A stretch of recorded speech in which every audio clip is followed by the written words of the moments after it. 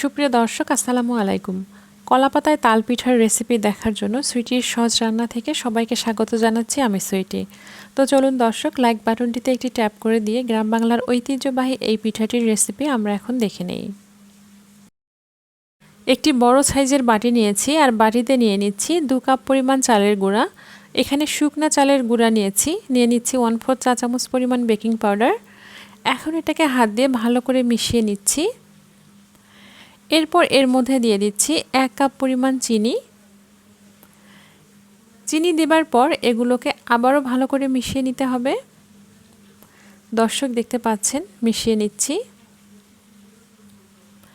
এরপর এর মধ্যে দিয়ে দিচ্ছি 1 কাপ পরিমাণ তালের রস। এরপর নিয়ে নিচ্ছি 1 কাপ পরিমাণ কোরানো নারকেল। দর্শক আমি এখানে মেজারিং কাপ ব্যবহার করেছি। এখন সবগুলো উপকরণ হাত দিয়ে ভালো করে মাখিয়ে নিচ্ছি। দর্শক, আমার রেসিপি যদি আপনাদের ভালো লেগে থাকে প্লিজ আমার চ্যানেলটিকে সাবস্ক্রাইব করুন এবং লাইক কমেন্ট ও শেয়ার করুন। আর যারা অলরেডি সাবস্ক্রাইব করেছেন থ্যাংক ইউ সো মাচ। আর যারা ফেসবুক পেজ থেকে ভিডিওটি দেখছেন তারা আমার পেজটি ফলো দিয়ে রাখুন আমার নিয়মিত রেসিপি পেতে।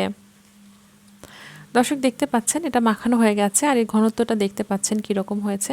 এখন এটাকে সরিয়ে রাখছি। এরপর আমি কলাপাতা নিয়ে নিচ্ছি। কলাপাতার যে উল্টো পিঠ আছে এটা ভালো করে মুছে নিয়েছি। তারপর এর মধ্যে তেল মাখিয়ে নিচ্ছি। একইভাবে আরেকটি কলাপাতার টুকরোতে তেল মাখিয়ে নিচ্ছি। দর্শক দেখতে পাচ্ছেন কলাপাতার কোন সাইডটা আমি নিয়েছি সেটা লক্ষ্য করুন।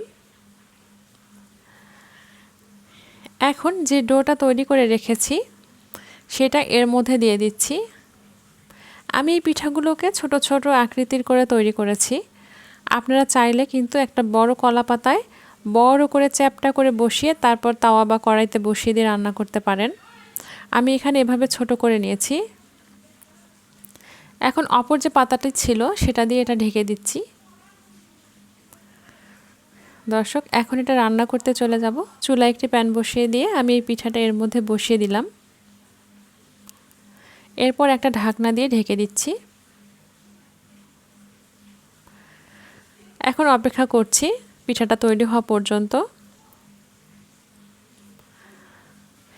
একবার ঢাকনাটা তুলে আমি পিঠাটা চেক করে দেখছি। একটা সাইড খুলে আমি দেখছি পিঠাটা হয়েছে কিনা। এখনও কিন্তু সেদ্ধ হয়ে এসেছে কিন্তু পারফেক্ট হয়নি একদম, আর একটু হবে। আমি শুধু একটু দেখানোর জন্য এটা খুলে দেখালাম। দর্শক দেখতে পাচ্ছেন এখন পিঠাটি হয়ে এসেছে। এখন আমি এটাকে নামিয়ে নিচ্ছি।